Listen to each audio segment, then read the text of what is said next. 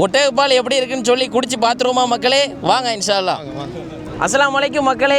இன்னைக்கு நாங்கள் ஒட்டக பண்ணைக்கு வந்திருக்கிறோம். அல்ஹம்துலில்லாஹ் நம்ம பிஸ்மி டிராவல்ஸோடைய உம்ரா காட்சிகளை இன்னைக்கு ஒட்டக பண்ணைக்கு அழைச்சிட்டு வந்திருக்கிறோம். கிட்டத்தட்ட 50 காட்சிகளை வந்து அழைச்சிட்டு வந்திருக்கோம் மக்களே. எல்லாரும் இறங்கி ஒட்டக சவாரி பண்ணிக்கிட்டு இருக்காங்க, ஒட்டக பால் குடிச்சிட்டு இருக்காங்க. இன்னைக்கு நாங்களும் ஒட்டக பால் குடிச்சு எப்படி இருக்கு அப்படின்னு சொல்லி நாங்கள் உங்களுக்கு சொல்ல போகிறோம், ரிவ்யூ சொல்ல போகிறோம். நம்ம கூட ஏஎம் கரிமுல்லா மன்பே இருக்காப்புல. மக்களே பாருங்க, ஒட்டகத்திலேருந்து அப்படி கறந்து வச்சிருக்காங்க மக்களே. இங்கே பாருங்க, இப்போ தான் கறந்துருக்காங்க மக்களே, ஃப்ரெஷ்ஷாக இருக்குது. அப்படி ஒட்டக பாலை வாங்கிட்டோம். அந்த பால் எப்படி இருக்குன்னு நம்ம இப்போ குடிச்சு பார்க்க போகிறோம். அல்ஹம்துலில்லாஹ்,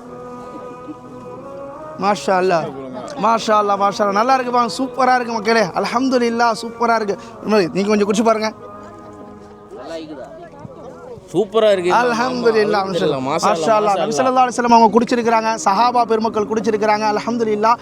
இன்னைக்கு அல்லாஹ் தஆலா இந்த ஒட்டகப்பாலை குடிக்கக்கூடிய பாக்கியத்தை எங்களுக்கும் ஏற்படுத்தி கொடுத்தான். கண்ணியமானவர்கள், ஒரு முக்கியமான தகவல், யார் இந்த ஒட்டகப்பாலை குடிச்சிங்களோ அடுத்து 1 மணி நேரம் கழிச்சு தான் தண்ணியை குடிக்கணும். இதை கொஞ்சம் ஞாபகத்தில் வச்சுக்கோங்க. ஏன்னா ஒட்டகப்பால் கடுமையான சூடு, அதனால தண்ணியை உடனே குடிக்கக்கூடாது.